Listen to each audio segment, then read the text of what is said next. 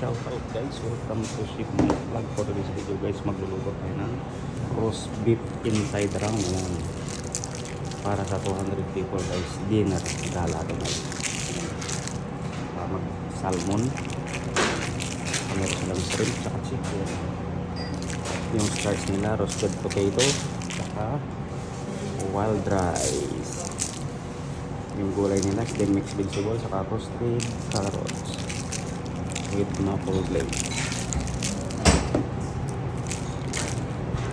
Right, yan guys, i-massage na natin siya para mahalo yung herb oil, paprika, saka Montreal, steak Montreal, saka Dijon mustard.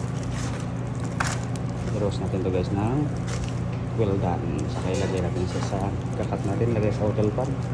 Magawa tayo ng wild mushroom sauce, tapos i-braise natin para lumambot lalo, mag-tender, pumasok yung lasa sa loob ng herbs saka mushroom. Right, have a good one everyone. God bless us.